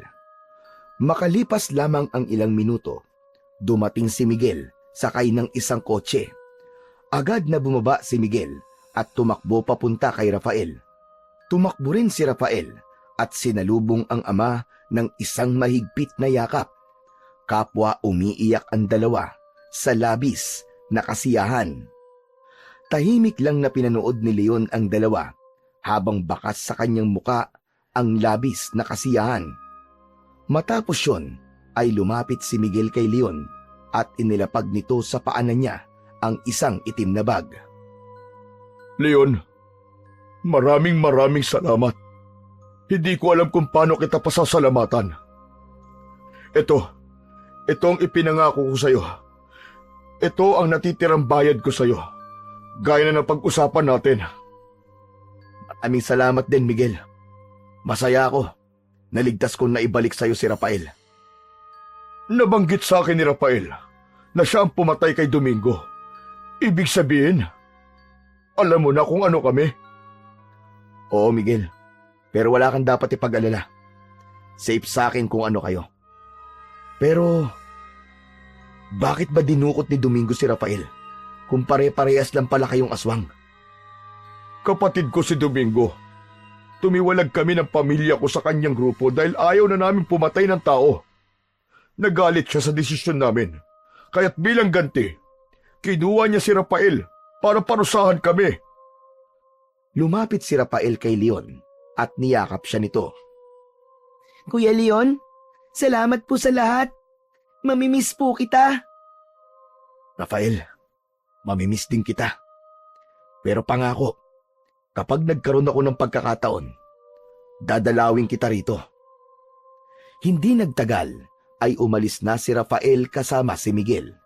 Hindi na iwasan ni Leon na mapaluha dahil kahit paano ay napalapit na siya kay Rafael. Binuwat na niya ang itim na bag at nagtaka siya kung bakit masyado yung mabigat. Ngunit hindi na siya nag-abalang buksan yon dahil kailangan na rin niyang umalis doon para makauwi na sa bahay ni Bitoy. Ligtas na nakauwi si Leon sa bahay ni Bitoy. Nang makita siya ng kanyang kaibigan, ay masayang masaya itong niyakap siya. Doon lang din siya nagkaroon ng pagkakataon na buksan ang itim na bag at laking gulat nilang dalawa nang makita na hindi lang pera ang laman nun, kundi napakaraming gold bars. Ginamit ni na Leon at Bitoy ang pera at mga gintong yun upang magtayo ng negosyo. Isang maliit na farm-to-table restaurant na kalaunan ay lumago at naging tanyag sa kanilang lugar. Sa mga sumunod na taon, tuluyan ng ibinaon ni Leon ang katauhan niya bilang si Leon Verdugo. At sa wakas ay namuhay siya ng tahimik at marangal. Ngunit kahit kailan, hindi niya malilimutan ang batang si Rafael at ang misyon na nagbago sa kanyang buhay. Dahil isa yung paalala na kahit ang pinakamadilim na bahagi ng nakaraan ng isang tao ay maaaring maging tulay para sa mas mabuting kinabukasan.